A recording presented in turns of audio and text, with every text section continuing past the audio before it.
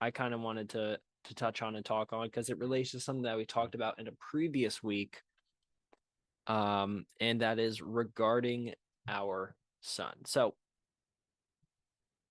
there are a multitude, a multitude of different subjects and topics regarding our sun, but I feel like one of the most important ones is the sun's relation to us here on Earth. Because without the sun, we would not be here, right? We would not have come into the form that we are currently, thanks to the warmth and the light rays and all of the stuff that the sun provides us. However, not everything with the sun is perfect, and unfortunately, we don't have a lot of control, if any control, over the sun. And so now, with that being said, when there's things such as this, it makes you a little bit worried, right? Gaping hole in the sun bigger than 60 Earths just blasted solar wind right at us. Hearing that right off the bat, not a not a title of an article where you're like, oh, that's an interesting topic. No, this makes you feel a little uneasy, makes you feel a little stressed as well. So we're gonna kind of talk about this news story, talk about these particular um solar activities that have happened in recent days and kind of the reporting on it. And then we're also going to kind of break down. I'm going to do my best to explain exactly what they are talking about. So, let's start off. Giant hole in the atmosphere of the sun, more than 5 times larger than the diameter of Jupiter, is unleashing a powerful solar wind that's blasting through the solar system. It's called a coronal hole and is currently rotating away from Earth. But a few days ago, from its position straddling the equator, it was pointing right at us, directing a stream of particles in Earth's direction.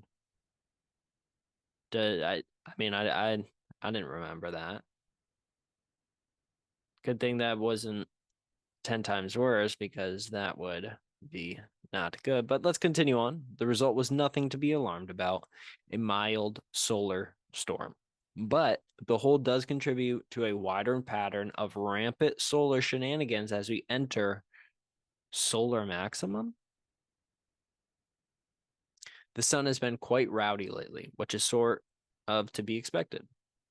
So the sun goes through activity cycles in which it gets more active with sunspots, solar flares, coronal mass ejection, and coronal holes. You can see in this video right here, for those that are watching, this is that coronal hole right there that is massive. I mean, you look at the size of the overall sun and you see this taking up, I'd say, almost about half of this particular side of the sun. And now imagining how large that is, this is a massive, it's not even exactly a hole in the sun. It's not like there's not anything there, but we'll continue on and kind of explain this a little bit more. But that's kind of what it looks like. This isn't visible light either. This is a different, um, doesn't say, but that's definitely not visible light how we would see it. But continuing on, this cycle appears to be driven or coincide with the sun's magnetic cycles, during which the solar magnetic field reverses polarity and its north and south poles switch places. This is talking about the solar maximum and solar minimum, which is the basically the activity and the mostly just the activity of the sun that kind of goes through different phases, and it can take different time frames. So it's not like a moon cycle where every 28 days it's flipping. No, it's sometimes it can change in a day, a month, a week, a year, whatever. You probably know about sunspots, solar flares, and coronal mass ejection, something I talked about last week on the podcast. Sunspot is a temporary spot on the sun where magnetic fields get quite a bit stronger. This results in a cooler, darker freckle on the sun's surface. Solar flares and coronal mass ejections are eruptions, often associated with sunspots that are caused by a giant release of energy that occurs due to magnetic field lines snapping and reconnecting. A coronal hole, by contrast, which is what was in that video that I showed you, can't be seen in optical light like sunspots. But when we look in ultraviolet wavelengths, we see huge dark patches that are dimmer than their surroundings because they are cooler. So that's our answer. That was ultraviolet. All right, continuing on. Because the magnetic field is open, the wind that constantly blows from the sun can escape more readily. The result is a more powerful gusting of solar particles and plasma out into the solar system, flowing around any planets that may be in their path. The current hole, which at time of writing has almost rotated away to the far side of the sun, is as big as a big, I don't know why it's writing like that, but that's definitely a typo. It measures around 800,000 kilometers or 500,000 miles along its longest axis. Jupiter's diameter is around 140,000 kilometers, so less than 25%. 800,000 compared to 140,000. And Earth, 12,742. So, um, I mean, that's what? That's like 1,000 times bigger almost. So pretty massive. The hole was facing Earth around December 2nd, and the solar wind smacked into us over the course of December 4th and 5th. Luckily, we are still here. This is recorded on December 6th. So we're still alive, thankfully. The result, as per the NOAA, was at most a G1 to G2 level solar storm, which we'll talk about that classification later, which is the mildest of the solar storms that can hit us, and not much would have been noticeable to most of us.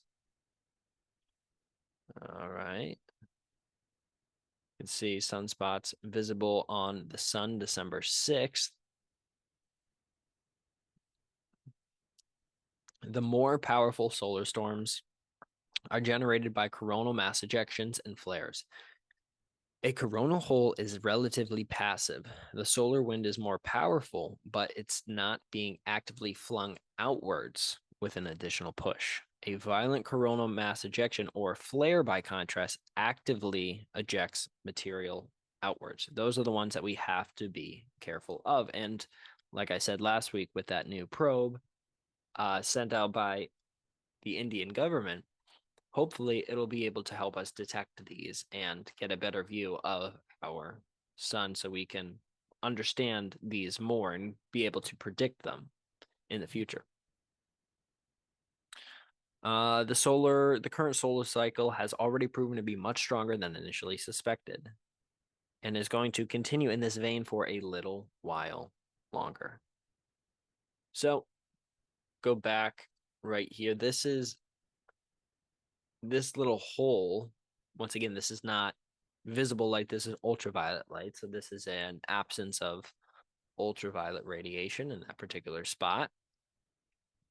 That is what caused some concern. And you can see coronal hole in the sun prompts aurora alert for southern states. This is Earth.com.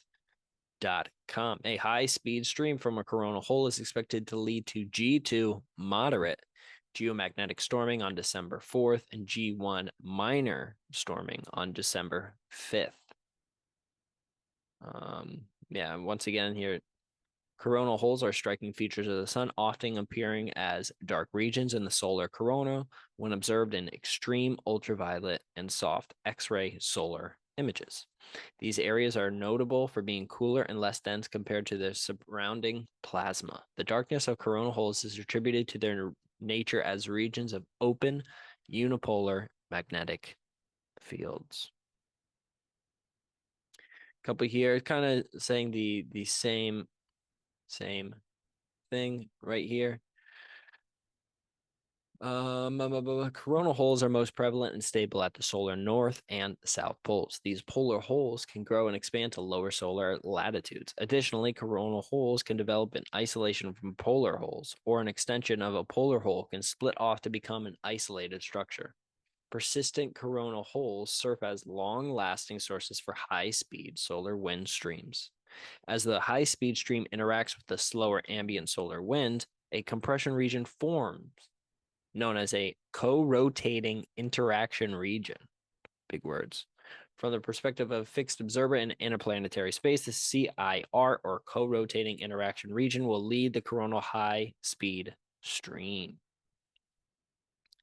Kind of go back here. Another thing, forecasters closely analyze coronal holes for their potential to cause escalated geomagnetic activity and possible storming.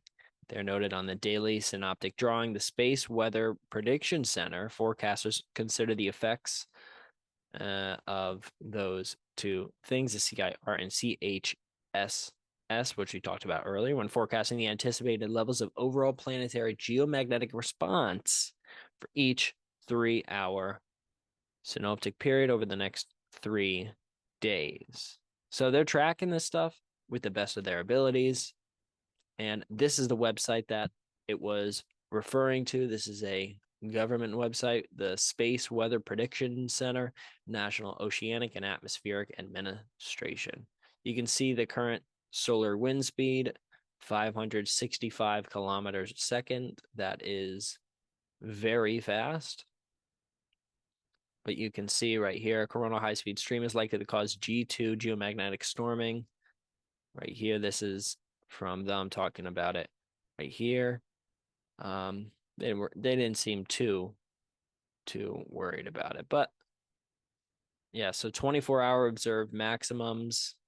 They just had an R1, so nothing too crazy right here. Now, I won't go further down X-ray flux, proton flux, because simply I have no idea what the hell that is. But two things that I wanted to look at were these two little GIFs that they had right here. I thought these were really cool. So this first one is a coronal mass ejections, basically data, but you can see from, and it shows the date 2023, December 5th. And then the time is starting at 15:18. That's military time. So that's 3:18. So let's play this and watch and see what happens. You see all of that plasma just getting shot out from the sun. You can see a big plume right there. Boom. And then it goes until 3:10 today. So this is forecasting a little bit into the future, these coronal mass ejections. But you can see at 1:30, there was a major explosion right here. This is today on the 6th. And then that kind of shoots out, which is cool. All right, so that's our first video, kind of showing what it looks like, these coronal mass ejections. Obviously, these ones are luckily not pointed towards us, so it's a little easier to see. Now we'll go to this other one, kind of just shows the sun and extreme ultraviolet radiation. So just kind of just chilling, and you can see the timeline very slowly rotating, but this is today forecast. So very, very cool stuff right there. But once again, I kind of want to talk a little bit more about this geomagnetic storms, to kind of, because I think it's important to understand this stuff, because a lot of times what'll happen is, and this has happened in movies and video games as well, where they talk about a massive coronal ejection from the sun will take out all of the satellites, will take out all of the electricity on Earth, which is true. That could happen, and that's a thing of major concern. However, one, it's not likely, and two, there's not really too much that we could really do about it. If the sun explodes or the sun has a massive ejection, we can't stop it. So, but it's important for us to know when these are coming. So if there's one that's kind of moderate, that's not going to wipe out life on this earth, we can go through some precautions and some steps to reduce the chance that it has a devastating effect on the population. Now, that Indian spacecraft, the Aditya 1, that'll help us, right? Other spacecraft and other Earth-based telescopes and instruments can help us kind of figure out when or what is going to happen in terms of the sun. And hopefully that can give us a little bit more of an insight as we progress as a society. But kind of want to talk about, and I've talked about many times before that the northern lights are caused by basically plasma or particles, charged particles getting shot out by the sun, hitting our magnetic field, and then crashing into the poles and creating those northern lights, those colors in the sky that so many people love and enjoy. That's caused by the sun. And I don't have to go too much into that because I've talked about it way too many times in the past. But going back here, what is a magnetic field? And why is this important, particularly for not only our planet and life, but for other planets such as Mars? Because there is a theory about Mars, which I may have talked about on the podcast before, but I'll talk about again. But first, what is a magnetic field? Many planets have an energy shield protecting them from cosmic radiation, which is dangerous for all living things. Why is there radiation in space? Thermonuclear reactions are constantly occurring on the surface of the sun, creating this radiation. Let's go back to the shield. It's called the magnetic field. The Earth has one too. Let's say we're not destroyed because Earth's magnetic field saves us from space radiation. Like I said with the northern lights, that is a result of the sun shooting out these very harmful, basically radiation.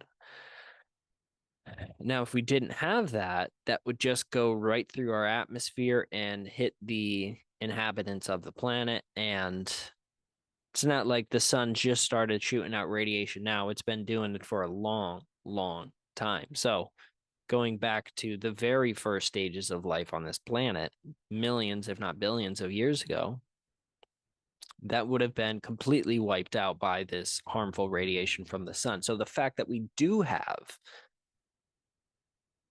a magnetic field around our planet is so important for ultimately life on our planet, among other factors, but it's one of the factors as to why life has kind of come from this planet. And is it something that is only happening on Earth, or are there other planets that have magnetic fields as well? Because, I mean, if you don't have a magnetic field and you're orbiting around a star in the habitable zone, it doesn't really matter how, if you have liquid water on the surface or anything like that, if you have oxygen in the atmosphere.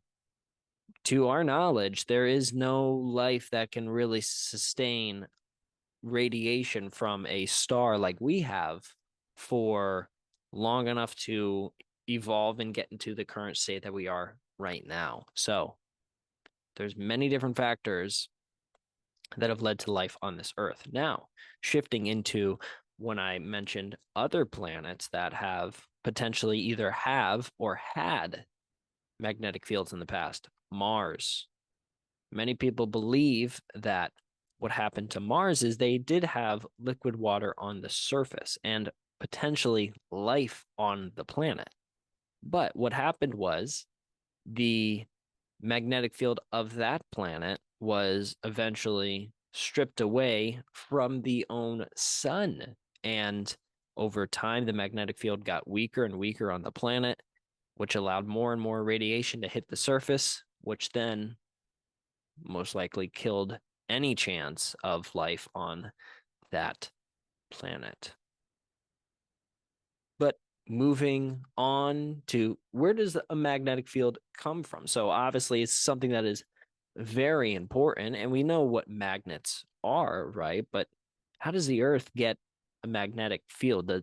Does it have something in it? Like, are there giant magnets on the inside of the Earth? Like, how is the Earth getting this field? Well, an object with electric current running inside has its field. Phone chargers, TVs, this very laptop, this very camera that I'm speaking into, this microphone, everything. The stronger the current, the larger the field. In general, the source of a magnetic field is a moving charged particle, and as a result, electric current. All objects consist of atoms, and an atom is a positively charged core and electrons moving around it. So anybody has fields inside. No, because they are divergent and compensate each other so that there's no field. But in some bodies, fields, but in some bodies, fields overlapped. Then there is a field. In Earth's iron core, there's current too. That's why the planet has a magnetic field too. It looks like this. And you can see solar wind hitting the Earth and then this Earth's magnetic field right here. So what will happen is the particles, the solar wind and the particles ejected from the sun will hit this magnetic field, kind of go up and around, and then hit into the poles and cause the aurora borealis or the northern lights. And that is what is protecting us from this.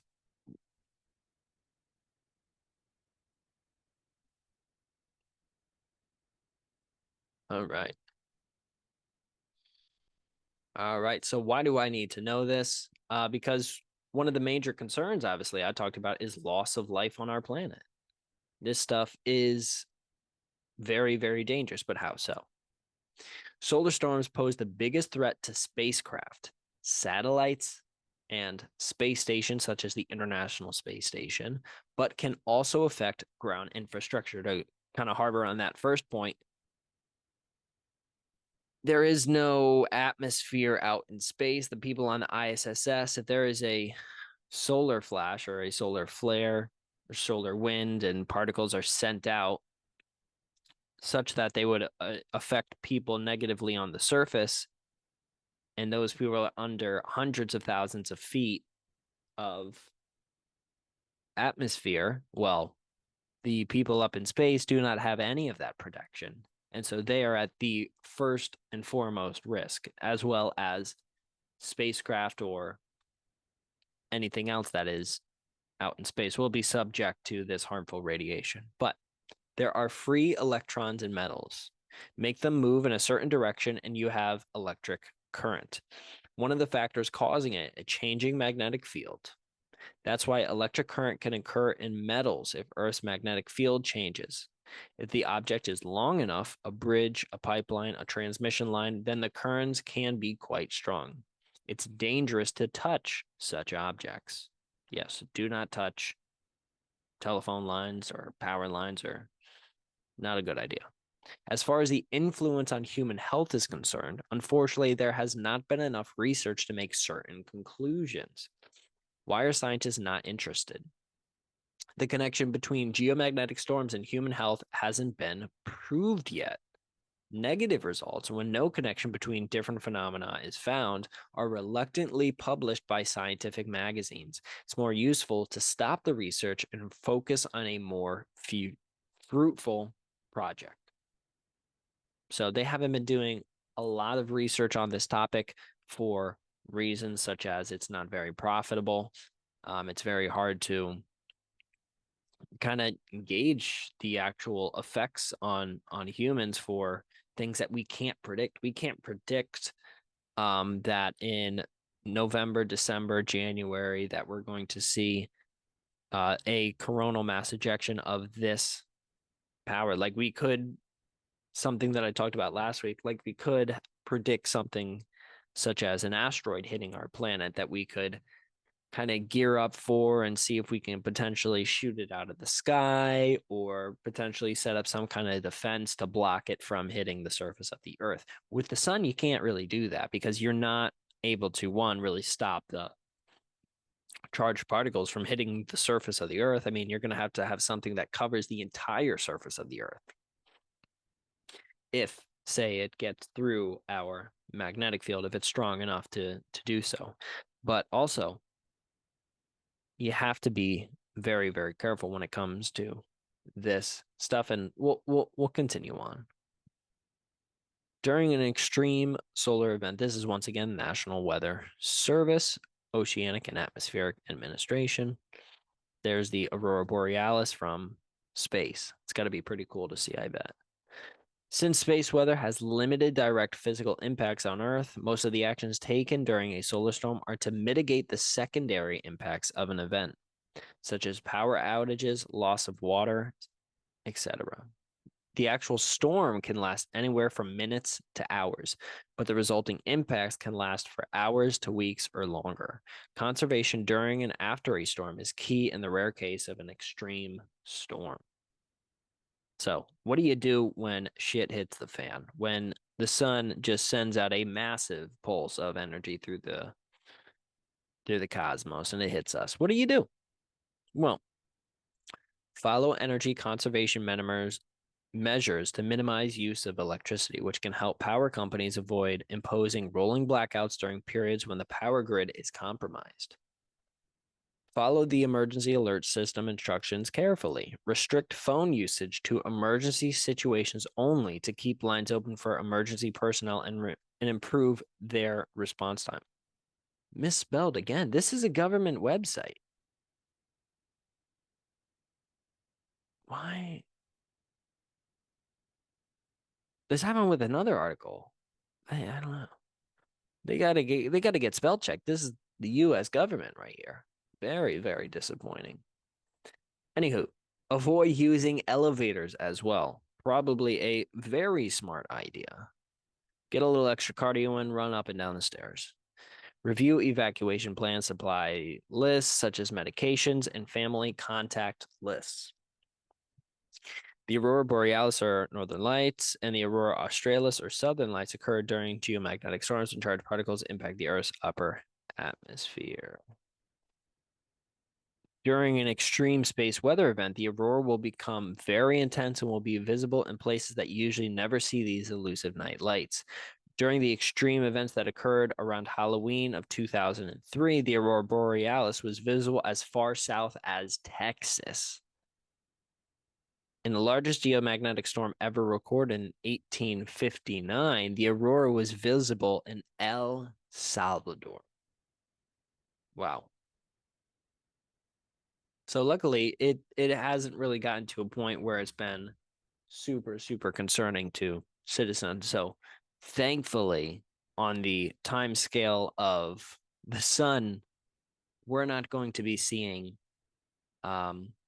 too many blips in the radar. And if so, the sun is so massive in space, the time scales are so drawn out. I mean, a million years in the grand scheme of things is absolutely nothing. Yeah, many times you'll see on Instagram or on any social media really, they'll say if the entirety of the Earth's history or humans' history compared to the entire universe or even the creation of Earth, we'll just do the creation of Earth. If you're looking at a 12-hour clock, you have all 12 hours. Or if you wanted to do 24 hours as well, the amount of times that humans have been on the planet, if we're using this example in regards to the clock, would be about 1 minute.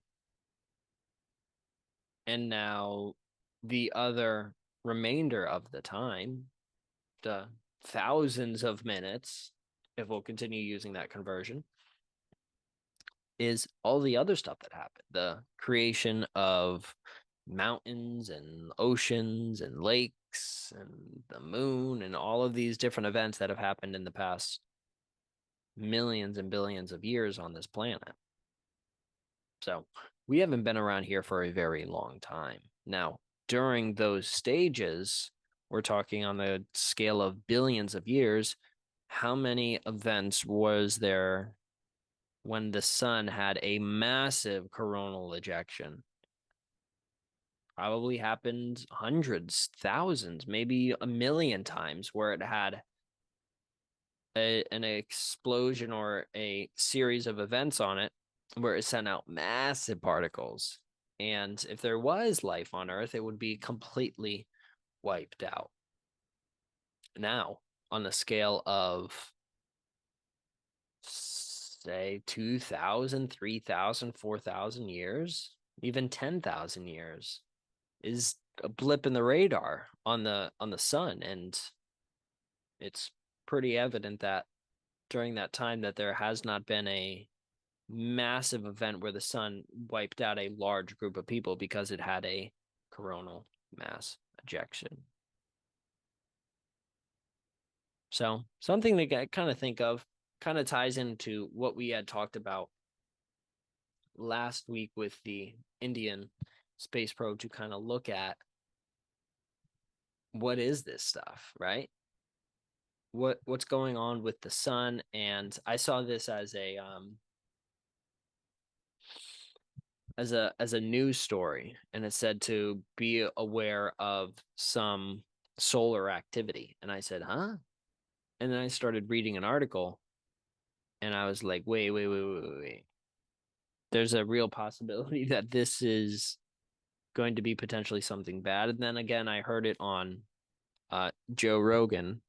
I forget who the guests were, but they were talking about a massive solar event that could potentially wipe out life on this planet. Now, luckily, as we just saw, it wasn't super extreme or anything, and we don't expect anything super extreme in the near future.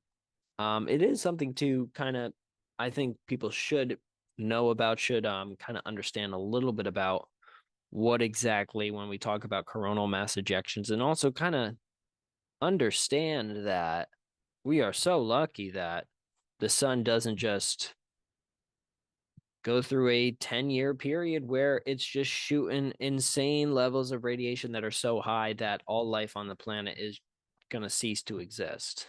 Like that could happen, and there would be nothing you could do about it. That is scary to think about, but I say be grateful that you're here and treat people nicely and try and help people out, because you never know when the sun's going to explode. Well, we kind of understand that. Let me rephrase. You never really understand when the sun is going to explode in cosmic terms of a geomagnetic storm with this coronal hole in the surface of the sun. I don't know. Keep your eyeballs open, though. Keep your eyeballs open.